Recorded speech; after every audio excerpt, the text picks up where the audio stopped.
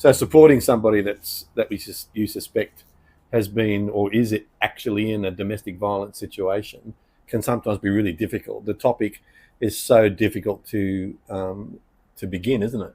It really is, because firstly, you don't want to bring it up because, what happens if you're wrong? A lot of people are a bit scared of that, but asking the question shows that you care. So make sure that you do ask the question: are you safe? Are you feeling okay? How is your relationship with your partner? Asking those generalized questions, and then you can whittle it down to, okay, does that sound right to you?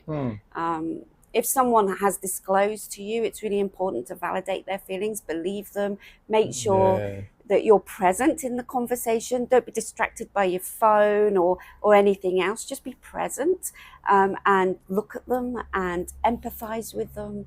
It's really important for them to feel validated and loved.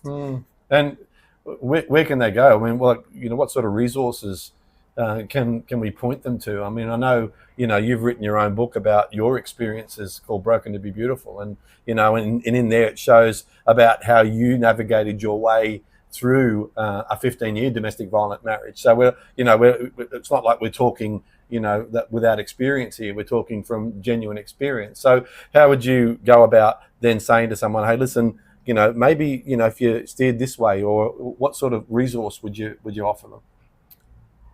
There are a few different resources available. Of course, coming to somebody, an organization that knows a little bit more, and ask advice. Even speaking to professionals and asking advice of say, the police or lawyers or someone, and just say, hey, I just need some advice here. I suspect.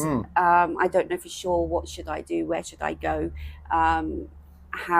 However that looks like. There are so many different organizations in the area, including ours, of course. But there's also other organizations in different areas of where you're living, so there are loads of them about. So go and find someone and ask advice, and get them involved. And I know you wrote a number of different blogs, all different types of blogs, to give people different understandings, I guess, about. Because sometimes people go, oh, that's just normal behavior. When someone's like controlling them in a certain way, and you go, well, that's not normal.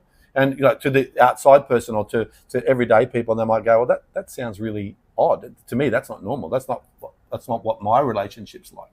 Yeah, and it's always good to find these kind of blogs and have a read of them, and just get yourself familiar with those tactics of an abuser, because that's what they are. Are tactics of how they control and manipulate and use another person. So if a family member suspects that, say, one of their family members is going through a domestic violence situation,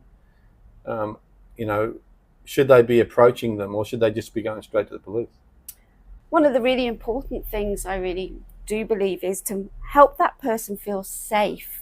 So basically, they've had their control taken off them. They don't feel safe. So encourage them to feel safe.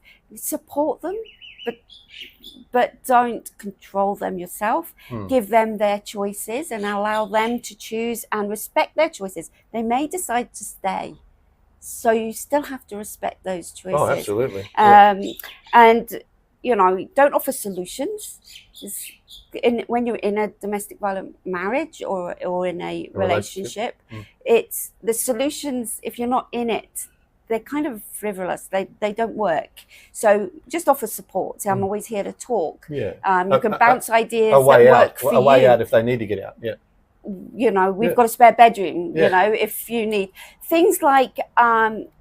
Let me be your text partner. So if you're in trouble, give me a sign to say, call the police now, or I need to get out now, can you come pick me up? So it could be an emoji, it could be a word like, do you want a cup of coffee? Or, whatever, a little statement, some code words, some keywords that you pre-organize with people. With two or three key people. Yes, definitely. To make sure that they're safe, and that they can get out very quickly.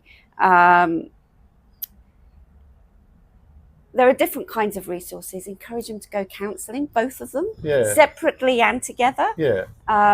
That's really Our important. Reboot Trauma Recovery courses, like we've had a lot of people that have come to those courses that have been in a domestic violent marriage, both partners, Yes. right, and have come to a realization during that 3-day intensive course that, hey, the way I'm behaving isn't right. The way I'm treating this Yeah. person isn't the correct way Yeah. of treating them. I need to treat them better. Absolutely. Yeah. Yeah.